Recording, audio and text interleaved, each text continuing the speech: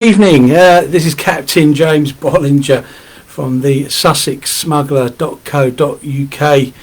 blog. The links down below or somewhere anyway. Thought I'd give this a try. I've never done it before, to be honest with you, but I take a lot of inspiration from people like Shane Milligan, who's not shy of coming forwards on these live videos and telling us what he does, what he gets up to, how life is, and all the rest of it. So I thought, I'll give it a whirl, because I was contemplating something like a podcast in the near future. So anyway, it's a way of getting a bit of practice in, you might say. And but so look, thanks for tuning in. I've got some of the garb on, as you can see. We've got the wigs on, nice and comfortable, keep me warm. The banyans on. By the way, Shane, that looked like an excellent night last night that you and the Peaky Blinders did. Brilliant, great stuff as ever. Fantastic. Good luck to you. Look, I'd like to talk to you tonight about some of the blogs, or the blog, the Sussex Smuggler.co.uk that I started about 5 weeks ago. Get comfortable and cheers everyone. It's not cider tonight, work tomorrow, because there was a gentleman at my work he's a bit of a follower and a commentator of some of the stories that I tell him, because I have an obvious interest, I think probably a lot of you have grasped, of local history in the Sussex and Kent area, Dorset and Hampshire as well, and some parts of London. And I said to him, I told him a story, I've sent several stories, and he said to me, Jim, you need to get this published. And I said, well, I'm never going to be able to sit down and do a book.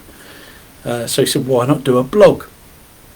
So I started with the blog 5 weeks ago, and I'm really fortunate to have a terrific collection of local authors and books. So I came up with the Sussex Smuggler. I thought, well, let's start blogging and sharing around. I mean, tonight, just now, 10 o'clock, big thank you to the group admins that might be watching this. Thank you for publishing all my blogs so far. Tonight is the Horsham Harlots, which came as quite a surprise to me when I was researching it. Well, actually, I didn't research it. It kind of popped up, and you think, well, you follow a lead. And it's a bit like being a detective. Some of these things come up and you think, oh crikey, I need to follow up on this, maybe visit the place or write something down about it, and that's how it's come about. So more on that a bit later on, but I'll just wet me whistle, excuse me. It's perfectly fine. After the Ashdown Forest photo shoot yesterday, I said to Miss Meadow, I said, let's go to the farm shop up the road and get some cider. So I've drunk a lot of the cider, not all of it, and we got some pear juice and stuff for school night. So for me, I'm at work tomorrow, so I'm off the good stuff until possibly Good Friday. So yes, pear juice for me all the way tonight, but it won't stop me having a drink and having a chat. So look, thanks for tuning in. I've never done this before, so I may, no doubt I'll make mistakes, but I might be doing this a bit more often, because I was contemplating, as I said, a podcast or a broadcast. Now, I haven't had a lot of luck with social media, really. It all happened last year. For some reason, I lost my Instagram account, which was a shame, because although I didn't lose any content, I lost a lot of relationships and contacts on there. I'm slowly trying to build them back up. It's very difficult though, and that in turn then triggered Facebook to withdraw the account. I think it's because I keep displaying flintlock pistols, rifles, swords, and all the rest of it. But I always put that they're replica or props or non-firing. I mean, all my swords, bar one that you never see, is all rubber or carbon, I think it is, for LARPing. In the photos they look quite intimidating, but really they're as harmful as a, I don't know, anything that's rubber. They're absolutely blunt. I suppose you could whack someone with one, but that's about it. But all the replica firearms are what they are. Replica firearms. They're no threat. They just look the part. So anyway, the TikTok took their account down as well, which is a shame because you get a lot of good video editing tools on that. I've started another one, but I'm going to be treating that a bit differently, to say the least. Probably no firearms or anything like that. Only photos, only on Facebook, and only on the blog. So yeah, I mean, as I said, so to keep these local historic stories alive is why I've started the blog, and it kind of crossed over with the cosplay element as well. And here in Sussex and on the Kent borders and the south coast, as a lot of you will know, we're absolutely enriched with crime and punishment and corruption from the 18th century, smuggling, highwaymen, footpads, harlots, did I say smugglers? Did I say pirates? Yeah. Executions, all sorts of things, murders. Folklore, of course, is another interesting element that I'd like to get into. I don't know if any of you out there have seen Eddie Lenahan from Ireland, County Clare. He tells a terrific story of Irish folklore.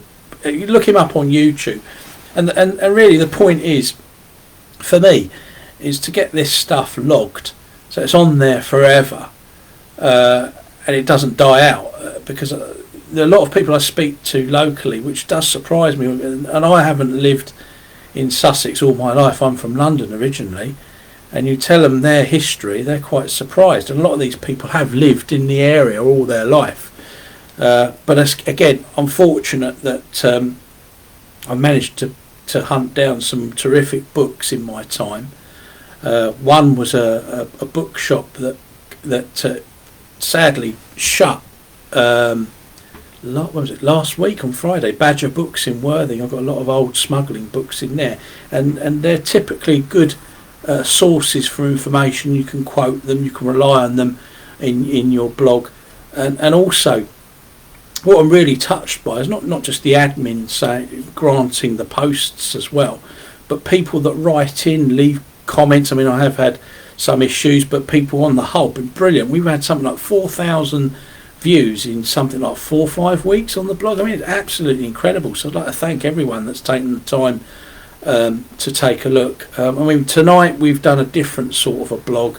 It's more of a photographic blog, and I've drawn in a book called, it's right here actually, it's called Harris's List. I don't know if you can see that. And excuse me a minute,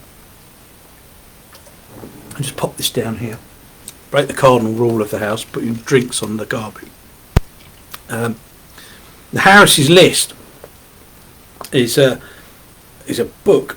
It's originally written in 1757 to 95. It was a pamphlet that was released every Christmas by a guy called Jack Harris, Pimp General of all England, and he basically wrote a newspaper, a short newspaper known as Pamphleteer, about the working girls and their bawdy houses. And I stumbled upon a poem, and I asked Miss Meadow if she could help with this, and because she's a terrific photographer, model, and she's her craft womanship at seamstress and dressmaking, especially taffeta.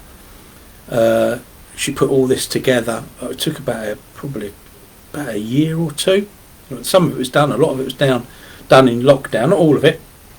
So she's made all of this, and so I really need your help to try and visualise what a harlot would look like to people. I'm sure we've got our own ideas, but she's used a big inspiration from the BBC programme, or Hula, Netflix, or I can't remember, one of the streaming services also played the programme, The Harlots. A great programme, please look at it. I mean, if you haven't got access to any of the streaming services, some of it is clipped up on YouTube, so take a look at that, it's terrific.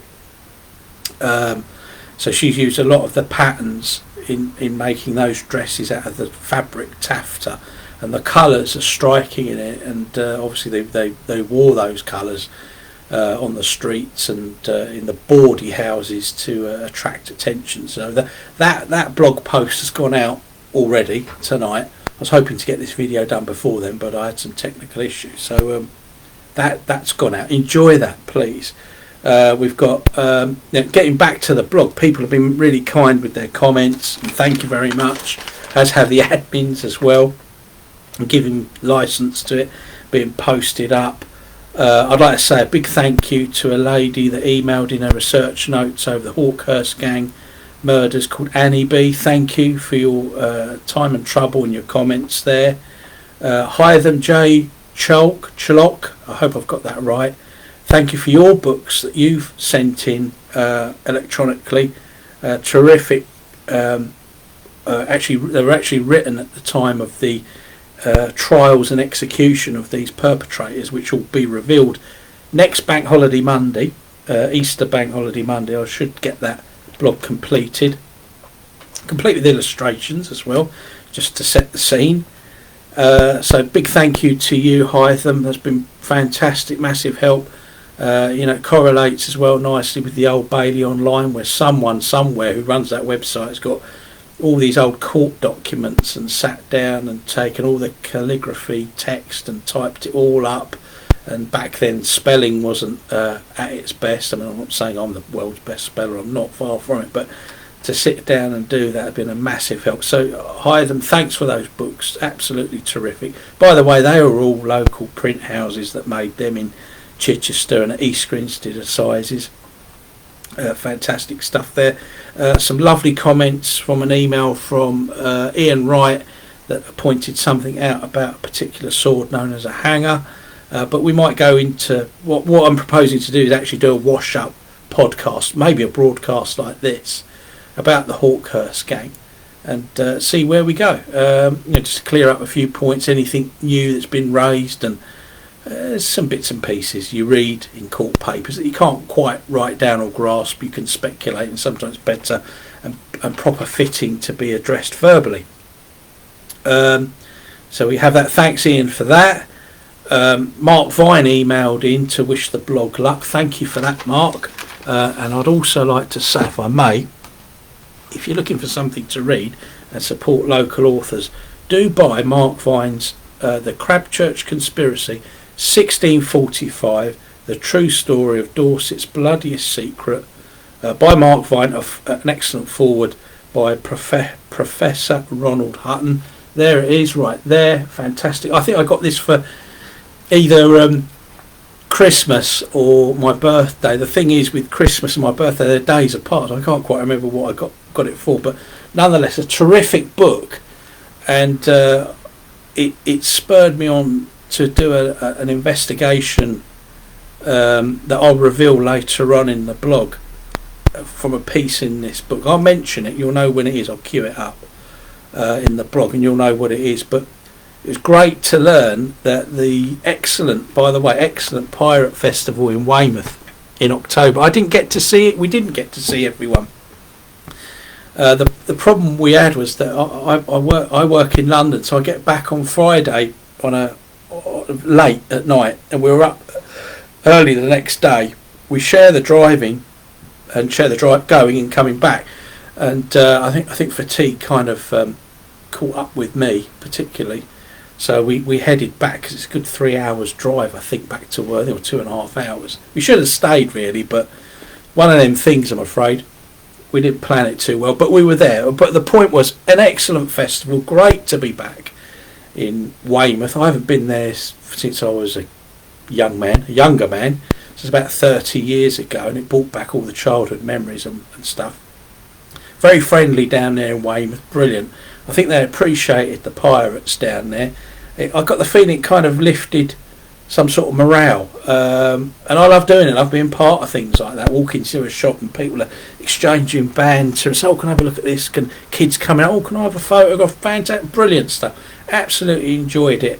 But historically, more to the point, what I liked as well, what I learned from Mark's book, is that where I was standing was where the battle and the gates and everything were, roughly in that vicinity. Terrific, brilliant book. Go and buy it. When the Pirate Festival is on this year, I understand we're waiting on a date, not from Mark or his collaborator, who collaborates with the Dolman, by the way, and they put together all the music for the festival. They're waiting, I think, on Worthing Business Initiative or something, some authority down there.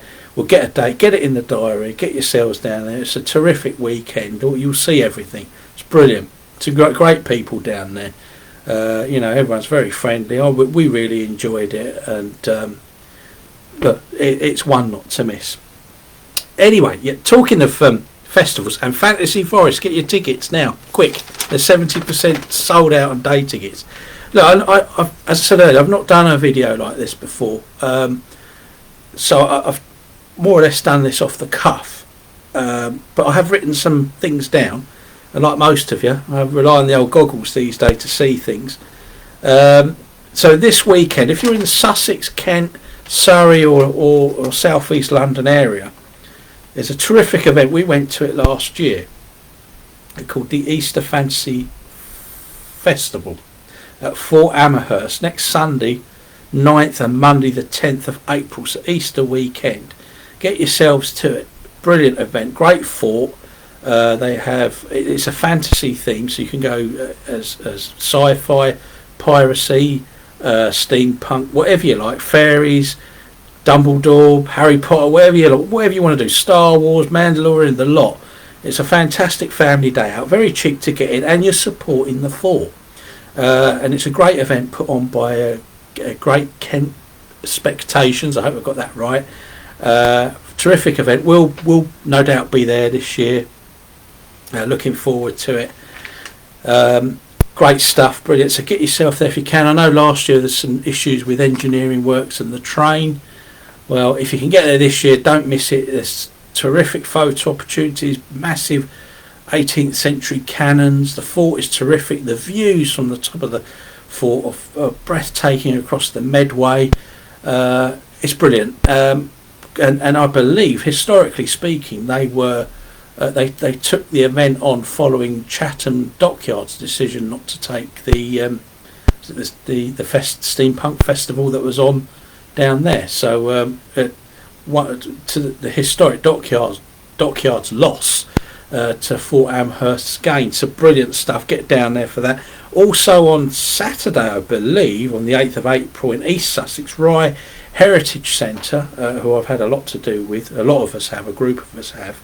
Thanks to Neil Visser, Corin, Spinks, all the pirates down there in Hastings. We've had a lot to do with that. We won't say what because we can't, but that's opening again, I believe, on Easter Saturday. That's the 8th of April this year. Be terrific, I'm sure. Watch this space, people. That's all I've got to say. Next week I'm off work, thank goodness, and I'll be funny enough heading back into London to go and visit, not in costume sadly, the Prospect of Whitby and the Captain Kidd pubs, having a look round there at Execution Dock, see what goes on, see what it looks like, just get a feel of the place, take some pictures, and you never know, there might even be a blog about that too in the not too distant future. As I say, the sussexsmuggler.co.uk, check it out. Plenty on there to read. Appreciate any emails, inquiries, observations you've got. Brilliant, thank you. And if all this goes well tonight, I might do it again. Who knows? I don't know whether I'm any good at it. We'll see. Talking on the blog, there's a bit on there about the Guinea smugglers from Deal in Kent, and particularly their role in the Napoleonic Wars. It might not be so obvious. Do take a look at the St Leonard's Ossuary, Hythe, Kent, all those skulls and their backgrounds, and what the scientists have found out about that. Obviously there's the Hawkhurst gang. I'll be doing a broadcast or a podcast about that as well when I get the final episode out next bank holiday Monday. Hopefully that'll be ready for then. Could have a bit of a wash up about that. Some interesting points that have been mooted to me and raised, and also some bits and pieces I've found and left out on purpose. Also, there's the Jack Upperton Highwayman Pensioner on the blog too. If you scroll down as well, you'll look at you'll see a YouTube channel video. Beg your pardon, YouTube video. Have a look at that, because there's the Worthing paranormal and occult investigators that are communicating with him from the other side using a Ouija board. Perhaps you won't want to watch that tonight on your own. Maybe you should save that for the day, or with someone. By the way, Clapham Woods I wouldn't go nowhere near personally, but yeah, we'll keep that offline. And of course we've got Harlots of Horsham that's already gone out tonight, so enjoy that. As I said, that's more of a photographic blog than a written one. And we did, as well, as you probably have seen, a photo shoot on Goring Beach, the historic site of 18th century smuggling, not just the Hawkhurst gang, but a few other things as well that will be revealed in time to come. And we went up to Ashdown Forest yesterday. We were robbed ourselves, actually, at the car park. £2 an hour. It used to be free a few years ago. And done a bit of a photo shoot up there. So a big thank you to Miss Meadow for that one, with her eye for a good photograph. So absolutely brilliant. Loved that. As I said, what else have I got? I've got well worth I've already mentioned it, Harris List. Sort of a pick you up, put you down book. Read a bit, put it back down here, and if you fancy a giggle, pretty good. Some of it's in the Horsham Harlots blog. A book that excuse me, I'm going to wet the old whistle. Oh, that's better. A book I got for Valentine's Day. I know, aren't I lucky? Pirates of Barbary by Adrian Tinniswood. It's set before Pirates of the Caribbean, or the Golden Age of piracy, and after the Sir Francis Drake. And what it looks at is I'm surprised no films or series, or not to my knowledge. I don't know. Maybe you could help me out with that in the comments. In fact, in anything that I've said or not said, put in the comments. This book explores the theatre of the Mediterranean, of European pirates, English, Dutch, French, Spanish, Italian, Venetian, that go turn Turk, that go and work for the Ottomans and the Moroccans and Algerians, and they're called corsairs.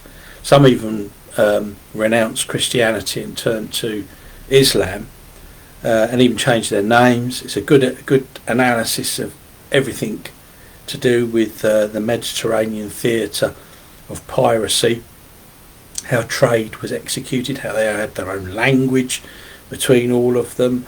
It's a good read. It even reveals who Captain Jack Sparrow is based on in this book, and what James I had to do, and the role, which is quite surprising, of the Bristol Channel and Ireland. Very interesting, as I said, theatre for piracy. I'm surprised it hasn't been touched on before by TV programmes and films. Great read. I should really have had this done by now, but what with blogging, working, and you know the rest of it, life getting in the way, I haven't. I'm only about just under halfway through, so we'll see how we get on. I mean, I've got lots doing next week, as I said, London, and we'll see where it all goes from there. If you see me or us at a festival or on a shoot or something, come up and say hello, have a chat. Any questions I'm open to take. I'll try and answer them. I'm no expert. Drop me an email, drop me a comment, whatever you want. Get in touch, say hello. I hope this has gone well for you, as hopefully it's gone as well for me. And thank you. I want a big shout out to Reeves Gallows as well. Terrific music. getting better and better and better, stronger and stronger and stronger. Brilliant band. Check them out as well at Reeves Gallows on Facebook. And look, hope to see you all soon. Don't forget, get your Fantasy Forest ticket now, quick. And enjoy the blogs and see you all soon. Thanks. Bye.